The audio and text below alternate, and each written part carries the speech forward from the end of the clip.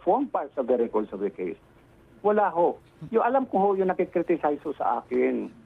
Either Dilawan, Simplawan, kasi lahat ng bagay na nangyayari ngayon, nilalagyan ng political color. Di ba? Wala naman Sige. ako kulay politika.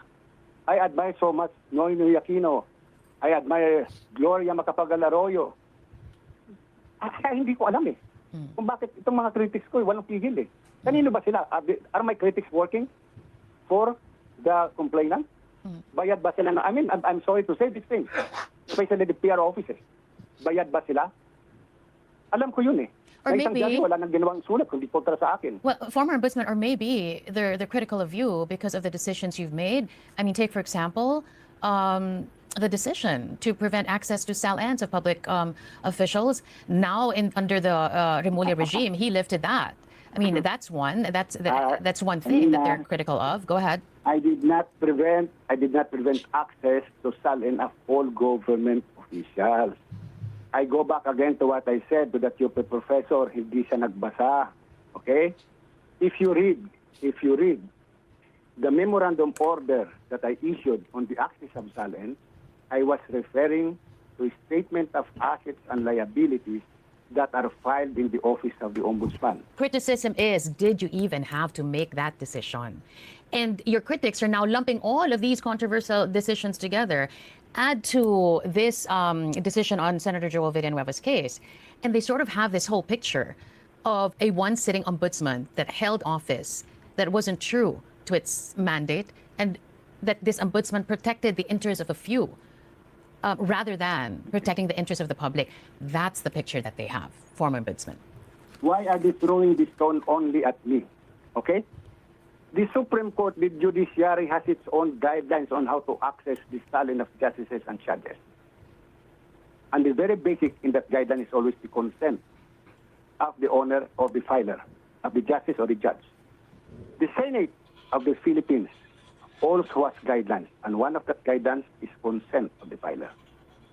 The House of Representatives also has the same guidelines.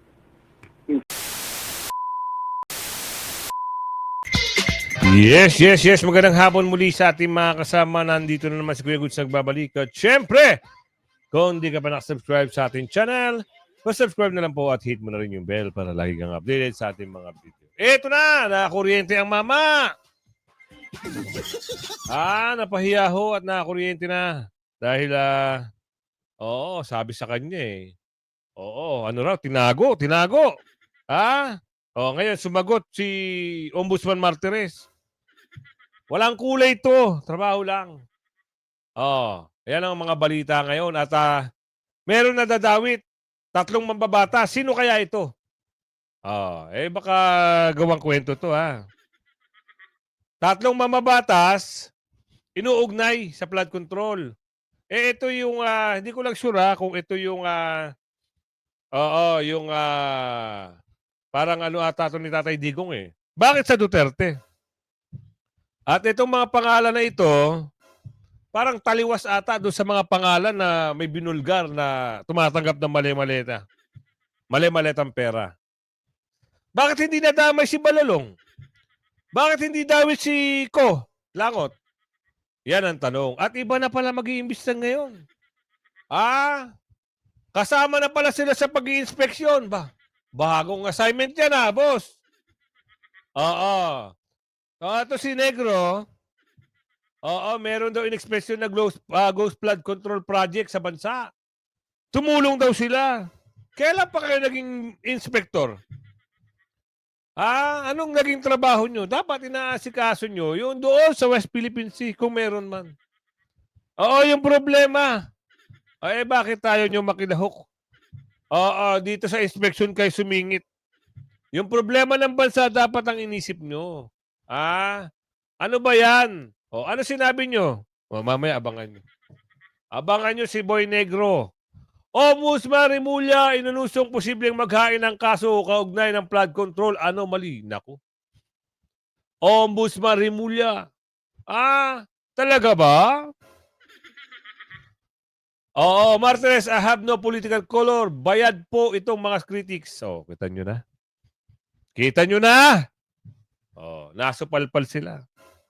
Alam naman talaga ng taong bayan na mahilig magbayad yung mga yan. Ilang grupo nagprotest sa harap ng opisina ng Independent Commission for Infrastructure. Muntik pang pasukin kanina eh. Buti na lang, naisa na kagad. Pasok na natin to. Nagkaroon ng mainit na palitan sa pagitan ni Ombudsman Boying Remulla at dating Ombudsman Samuel Martires kaugnay ng 2016 dismissal order laban kay Senator Joel Villanueva. Sa isang panayam, tinawag ni Remulla ang pagbabasura ng kaso noong 2019 bilang isang sorpresa Naku. at sikretong desisyon. Naku. Sa panayam ng DZBB, binuweltahan ni Samuel Martires ang pahayag ni Boying Remulla. Yan. Sabay sabing walang lihim na nangyari at malinaw na nakatala ang kanyang desisyon sa case management Yun naman system pala eh. ng Office of the Ombudsman. Aniya, ako'y hindi ko naman alam kung anong sekreto sa amin. Kasi mayroong kaming tinatawag na CCMS, yung case Baka hindi alam nito na nangingitim.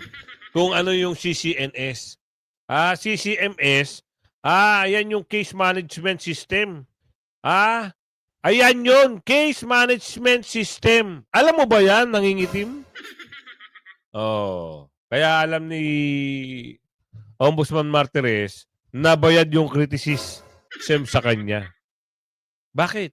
Alam niyo ho, pag nagdesisyon ang isang ombudsman, dapat pantay. Pantay ho wala nakitang probable cause kay Senador Villanueva nung siya ay isang party list. Diba? Doon kasi nagkaroon ng problema eto, madali. Sinangingitim, nagmamadali, gustong ipasibak. Pinakitaan ng dokumento. Ay, nasampal ang muka. Kahiya-hiya. Ngayon, kumambyo. Hindi na raw susulatan itong si Tutaksen. Si Tutaksen. Tapos na ang kwento. Tuloy. management system. Kapag yung kaso ay nare-release, napapasok yan sa system Yun So pala nandun sa system ng dismiss ko yun.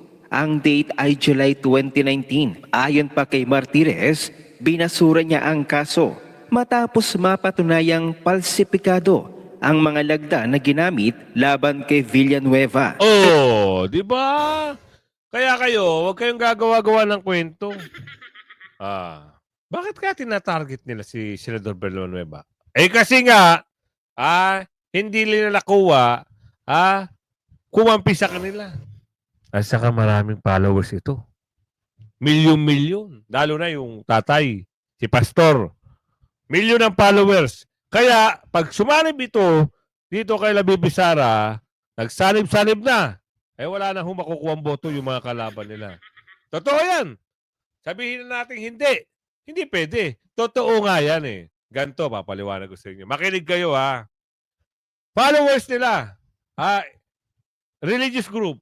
Sabihin natin meron silang 5 million. Sabihin na lang 1 million. Okay. Para maging kapanipaniwala, meron silang 1 million member. Solid. Pinagsama yung 2 million ng kay OJC. 3 million na. Samahan mo pa ng INC. Sabihin natin 2 million na lang. Ilan na? 5 million. Tas-tas na sila. Ang senador, minsan bumoboto lang ng 11 million. Pinakamataas is 31. Hindi naman 31 million. Sabihin natin 26 million. Maghahanap sila ng saan sila kukuha ng kulang. Kaya ito, may solid na 5 million. Kung nagsabi si Senador Villanueva, iboto nyo ang Duterte Black. Wala nang kakaunin yung mga amo nito. Isipin nyo yun Di ba? Eto na. Dawit daw yung 3 mambabatas. Sino kaya ito? Sino yung dadadawit na yan? Baka naman yan yung ginagawa nyo na naman kwento patungkol sa mga Duterte wag ho kayong ganyan. Marami hong magagalit sa inyo, milyon-milyon Pilipino. Panibagong mga reklamo ang isinumite ng Department of Public Works and Highways o DPWH sa Office of the Ombudsman kahapon. Bagamat puro mga DPWH officials ang mismong mga inirereklamo para sa malversation at graft, nadawit rin ang pangalan ng 3 mambabatas.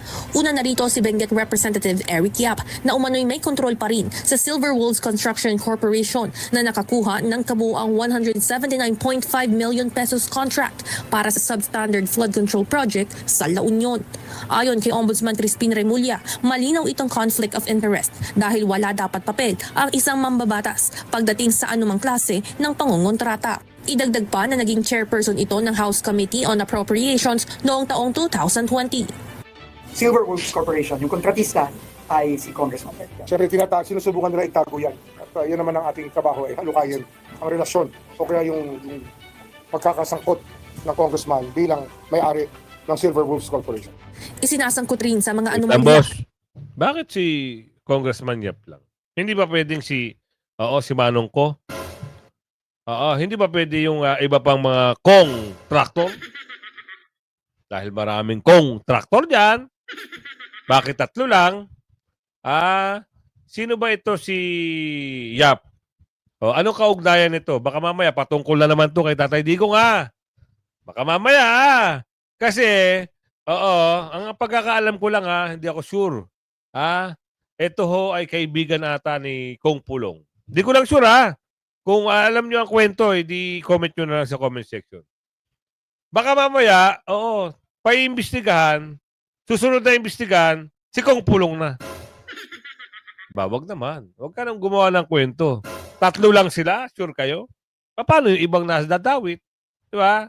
Ang kapatid nitong si ACT-CIS Party List Representative Ed Vic Yap dahil sa pagkakaroon umano ng parte sa Silver Wolves Corp.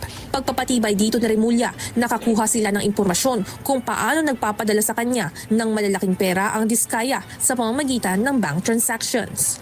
Meron na kami nakuha transmittal ng pera from the AMLAC papunta kay Ed Vic Yap. So nakita namin may pattern talaga na meron talaga silang kinalaman sa mga kontrata kasi yung transmittal ng pera galing sa Diskaya, 70 million.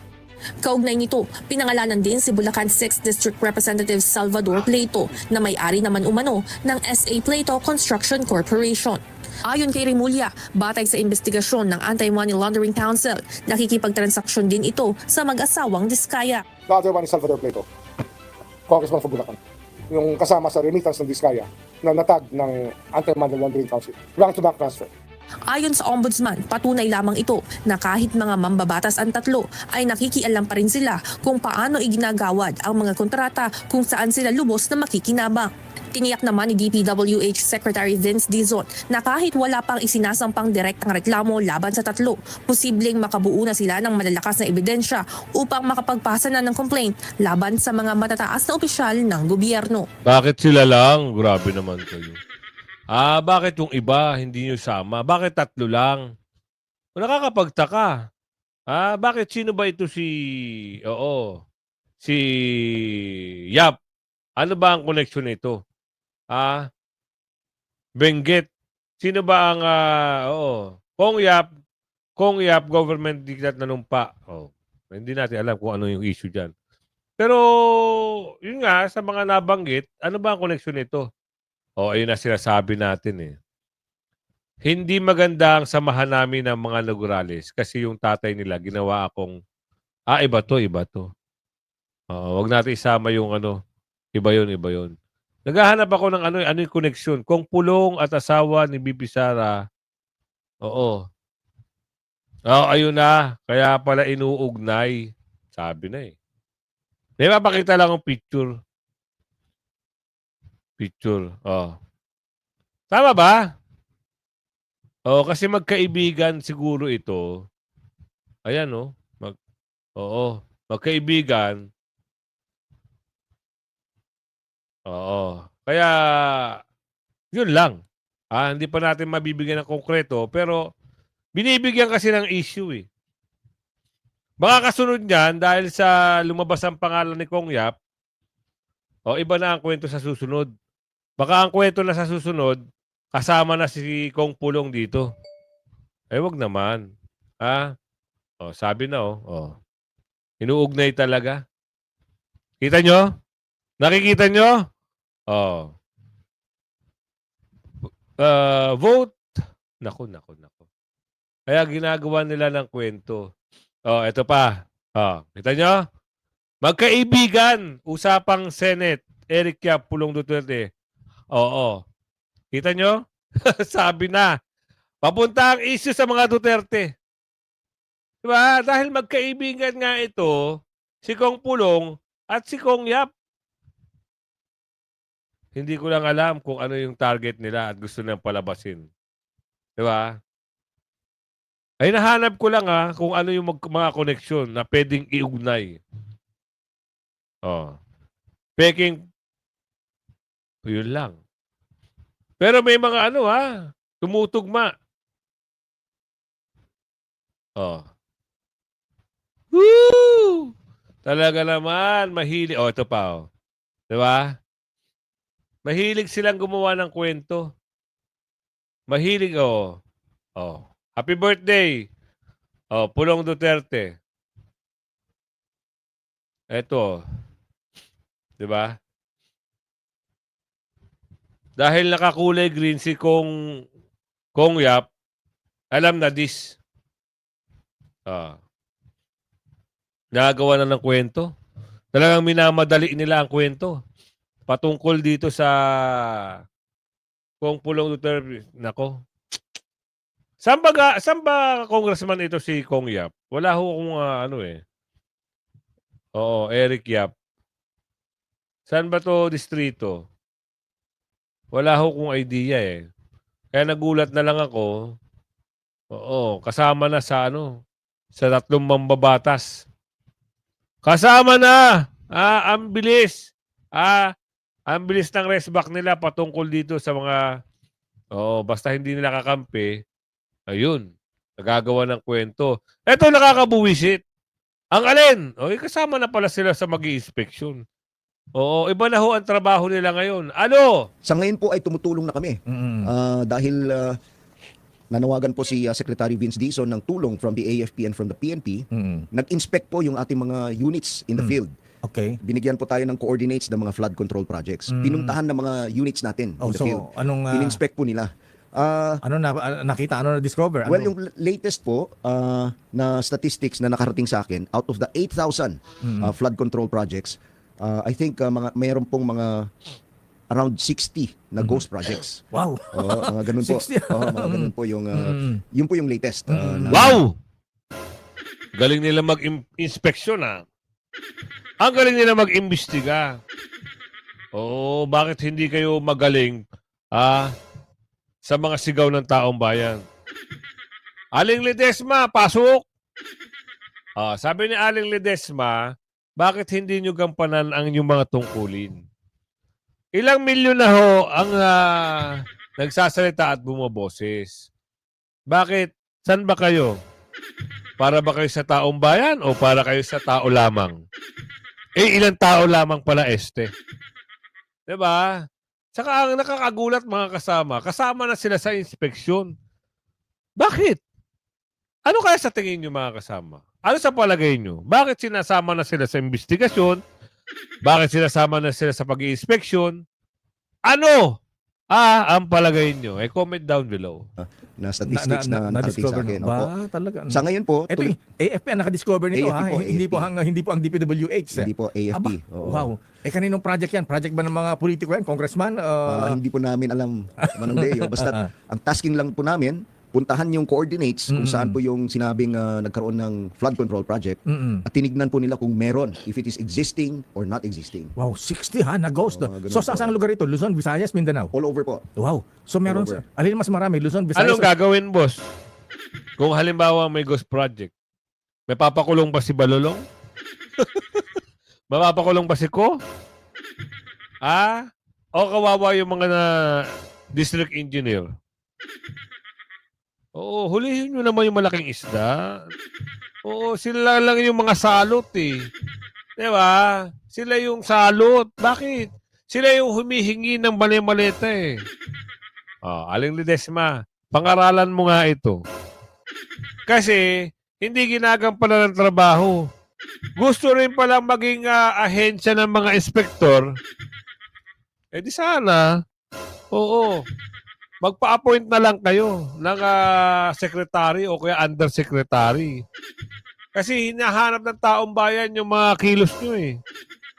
Sa nasasabing mga korupsyon eh. Ano ba stand nyo ron? Tanong lang ho Mindanao.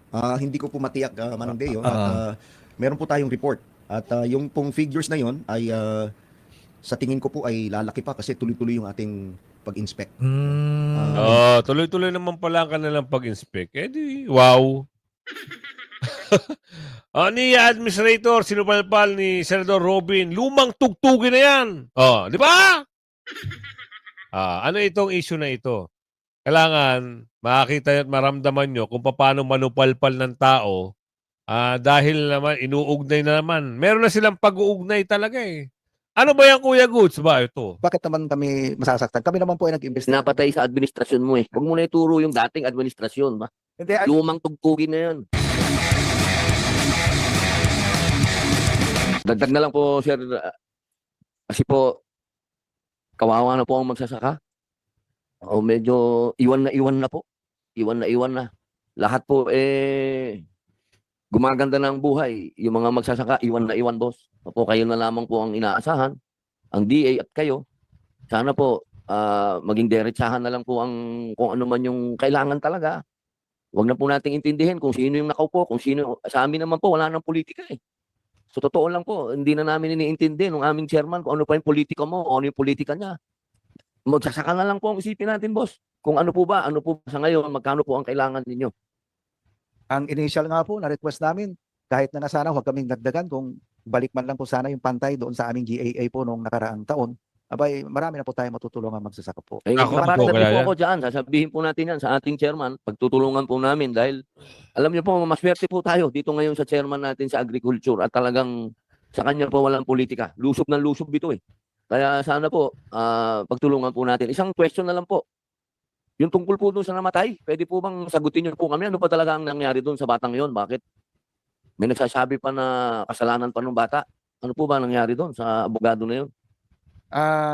Well, actually po, ang nakakalungkot nga ay nangyari, actually, hindi lamang si Kyle ang naging empleyado po ng National Irrigation. Yung magulang po niya, yung nanay at tatay niya ay nagtrabaho rin po sa NIA. In fact, yung mother niya is ang aming HR po noong time na yun, noong paraan, bago po siya mag-retire. Ang NIA po ay mariin po kinukundena yung nangyari kay Kyle, at nakakalungkot lamang po na kami yung naituturo. But ang totoo po niya, nung tinignan ko nga ho yung post ni Kyle sa kanyang Facebook, yung kanyang mga binabatikos, ay nandun yung aming print po namin mga isang dangkal yung binabatikos siya na iba't ibang ahensya. Sa NIA, may mga lambing lang naman po siya ng mga pinatignan ng mga project, which kami naman po ay aming binalidate. Ibig niyo pong sabihin, hindi lang po yung corruption daw sa inyo. Daw po, wala po akong sinasabing meron. Daw, sabi na po ni Kyle na meron daw pong corruption sa inyong tanggapan. Hindi po kami. In fact, yung kanyang mga issues, meron na po kaming press release agency. Makikita nyo sa aming Facebook account. Pinapakita nga po namin yung comparison doon sa aming Facebook account nung pinost ni Kyle at saka yung totoo po na sitwasyon ng project. At in fact po yung project pala na tinutukoy ni Kyle ay hindi po sa ating administration yon, Mr. Senator. Noon pang nakaraang administrasyon po. Naayos na po ba yun? Maayos naman po. Kung sabi po nila meron. Meron kayong sinumiti na pwede nyo bang ipakita? Pwede bang ipakita yung ating report? May composite report po kasi sa Yes. maging. Pwede nyo bang ipakita rito para may record tayo? Habang hinihintay, wait lang po ha. Natanggap ko yung report, no? Pero magandang maipaliwanag kay Senator Padilla ito. Actually po, Mr. Senator, yung isang project po doon na kinocomplain ni Kyle was yung 40 million, 2020 po siya na ipabid at 2021 po natapos. Sa anong lugar po yun? Parang sa barm yata yun eh. Maging Lanao del Sur po. Opo. Pwede po makita ba? Akala ko may picture po yan. Meron po, baka pwede natin i-share. Ay, binigay sa akin ito. Itong report natin. Andito sa akin. Wala kayong nito? Meron. May copy Ito. sa social media sa pwede. Ayun, dito na lang para makita ng Senator. Hindi nyo kayang ilagay rito? Para for the record? Kaya ang totoo niyan, Mr. Chair, ay kung tutuusin mo, yung kanya naman binabatikos hindi naman sa ating administrasyon. So, kaya nga binigyan namin din ng pansin ito. Naayos po ba niya? Sa administrasyon niyo, naayos po ba niya yung nirereklamo niya? Meron pong na-damage lang noong 2023 po kasi. So, administrasyon nyo na yun. Yes, sir. Naayos po ba nyo? Ang 2024 na po namin naayos kasi wala po kaming QRF fund ng 2023. So, 2024 na ayos na po yun. So, ayos na po. Opo, ayos po yun. Ano pong sabi niya bago siya na, yun po ba, nabawi niya na naayos nyo? Pwede po ba nating, sino bang, Kasi boss, kayo yung ano, kumaga Opo. last touch. Kayo po yung last touch. Kayo yung last touch eh. Oo. Tama po yan. Anyway po, nandito po yung aming representative po ng Mindanao projects, ano po, yung overall projects namin sa Mindanao. Nasaan Si po? Ma'am Salome, baka pwede ho natin, kasi sila po yung nag-validate noong project dati. Bilisan po natin, Ma'am, baka 3 minutes na lang ako. Dapat hindi kasama po yung Senator sagot Padilla, ikaw lang ang nag-reserve, kaya mas pwedeng i-extend yung inyong 10 minutes. Salome, magandang ano po sa inyo hapon. Pwede niyo po bang bigyan kami ng kaliwanagan dito dahil sa Mindanao po itong nangyayari. Alam niyo naman po na lugar ko din po 'yon. Good afternoon po, Honorable Chairperson and Honorable Senator Robin Padilla. I am Salome Naragas Layasan. I am one after we received the memorandum from Administrator Eduardo E.D. Gillian. The team composing of technical engineers from the Mindanao regions, Region 9, 11, 12, 13, and from the central office. Ang daming paligoy-ligoy. Oo. Ano ba yung problema dyan kay Kyle? Oh, yun, nabalitaan nga kasi parang nawala kagad eh. Kasi marami siyang binabatikos. Ngayon, ito namang amo, imbis na suportahan ng kanyang bata, wala tayong masasabi dyan ha, kaya nasupalpal. Si Senador Robin Padilla, administrasyon nyo. Idadamay mo na naman yung administrasyon ni Tatay Digong. Buti nga sa'yo, mama ka. Dito tayo. Martires, I have no political color. Maganda ito. Alamin natin ang issue ngayon. Kasi itong si nangingitim, may sobrang banat. Hindi mapigilan ng banat. Dahil daw ay tinago. Ano yung tinago na naman? Hilig yung gumawa na kwento.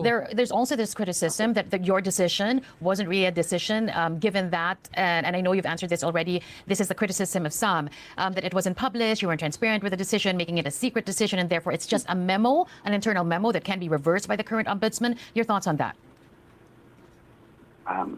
Again, I go back to my previous question. Does the Supreme Court always announce its decision? Are all the decisions of the Supreme Court published? There are unpublished decisions. Those that are published at the ISCRA or the Philippine reports are decisions that have already been selected to be published. So you mean to say those unpublished decisions are secret decisions? You know that for a fact that there is such a thing in the Supreme Court as a minute resolution. You mean to say that minute resolution also is a secret minute resolution? No. These all form parts of the records of the case.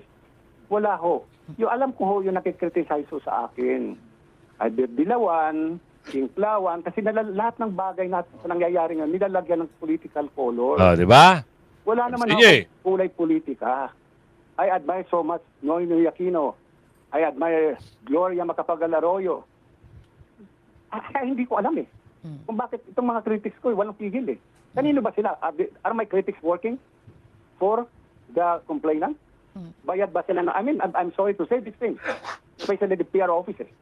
Bayad ba sila? Alam ko yun eh. Or Kahit ang maybe- judge, wala nang ginawang sulat kundi kontra sa akin. Well, former ombudsman, or maybe they're critical of you because of the decisions you've made. I mean, take for example, the decision to prevent access to SAL-ANs of public officials. Now, under the Remulla regime, he lifted that. I mean, that's one. That's one thing that they're critical of. Go ahead. I did not prevent access to SAL-in of all government officials. I go back again to what I said to that UP professor, hindi siya nagbasa. Okay? If you read the memorandum order that I issued on the access of SAL-in, I was referring to a statement of assets and liabilities that are filed in the office of the Ombudsman. So what are these assets and liabilities na naka-file? Kanino? SAL-in ng Presidente, ng Vice Presidente, ng Chairman ng Civil Service Commission, Chairman ng COA, Chairman ng COMELEC, Chairman ng Human Rights Commission, at sa Ombudsman. After that, you have the governors, the mayors, and the councilors. Do you have the light colonels down the line? Wala ho sa amin yung SAL-in ng cabinet members. Yan. Wala ho sa amin ang salin ng undersecretary. No, but I guess Wala ho sa amin ang salin ng mga general. the criticism is, did you even have to make that decision? And your critics are now lumping all of these controversial decisions together, add to this decision on Senator Joel Villanueva's case, and they sort of have this whole picture of a one-sitting ombudsman that held office that wasn't true to its mandate, and that this ombudsman protected the interests of a few rather than protecting the interests of the public. That's the picture that they have, former ombudsman. Why are they throwing this stone only at me? Okay? The Supreme Court, the judiciary has its own guidelines on how to access the stallion of justices and judges. And the very basic in that guideline is always the consent of the owner or the filer, of the justice or the judge. The Senate of the Philippines also has guidelines, and one of that guidelines is consent of the filer. The House of Representatives also has the same guideline. In fact, the House of Representatives went even further, that it needs the approval of majority of the members during plenary session. Okay? So bakit ang ombudsman ang tinatamaan? Bakit hindi nila kinikriticize ang Senado? Bakit hindi nila kinikriticize ang House of Representatives? Bakit hindi nila kinikriticize ang judiciary? Dahil hindi nila kaya, ang kaya nila ang ombudsman? Is that it? Bakit hindi nila kinikriticize ang judiciary? Dahil makakaroon sila ng mga kaso, natatakot sila matalo? Bakit hindi nila kinikriticize ang Congress? Dahil mayroon sila mga kaibigang congressman na tatamaan? Ganun ang tanong, bakit ang ombudsman? Why throw this stone give to the ombudsman? Pare-pareho kami may mga guidelines, and the only guideline, the only thing that I ask, or we ask, kunin mo ang consent ng may-ari ng salin, then we issue it to you. Period. So Baruch Biraogo, Attorney Biraogo went to the Supreme Court to question this guideline. The Supreme Court denied this, the Supreme Court upheld the right of the ombudsman to promulgate its rules. And in fact, the Supreme Court in that Biraogo case admitted that even the judiciary has its own guidelines on how to access the salin. All right. Yun nga ang tanong namin lahat sa ombudsman ng araw. Bakit kami lagi ang sinisisi? Dahil kami lang ang kaya? Oh, maybe because you have really that distinct privilege and honor and mandate to protect the people. We're going to have to leave it at that. Former Ombudsman Samuel Martirez there joining us on the line. Appreciate you taking our call. Yan ang resback ni Ombudsman Martirez. Bakit sila lang ba ang kaya? Bakit ayaw ang Senado? Ayaw ang Senador? Ayaw ang House of Representatives? Bakit? Ayan ang mga katanungan. Ito lang grupo na nagprotesta. Muntak na makapasok ito eh. Ito'y kanina nangyari mga bata na naman. Buti hindi, ewan ko papakita rito Sa opisina ng Independent Commission on Infrastructure o ICI kaninang umaga. Para sa update magbabalita si Mobile Journal Arles de los Santos. Arles, sino-sino itong mga nagprotesta at ano ang kanilang panawagan? Cheryl, lahat ng kurakot dapat managot. Ayan ang panawagan ng progresibong grupo na People's Search National Alliance of Disaster Survivors and Victims for Justice, kung saan nga dito sa isinagawang kilos protesta ay makikita natin na sinubukan talaga nila na makapasok dito sa compound ng Department of Energy sa Taguig City, kung saan nga nakaistasyon itong tanggapan ng Independent Commission for Infrastructure. Ang kanilang panawagan ay ang pagkondena sa umano'y whitewashing at cover-ups ng investigation na isinasagawa ng ICI.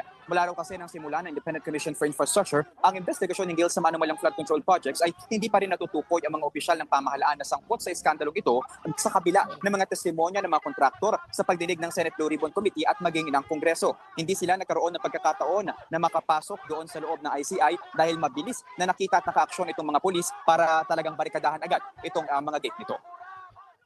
Yun na. Muntik na mapasok. Kung hindi maagap itong mga kapulisan at itong mga security guard, sigurado, dadami at dadami dyan sa harap ng ICI.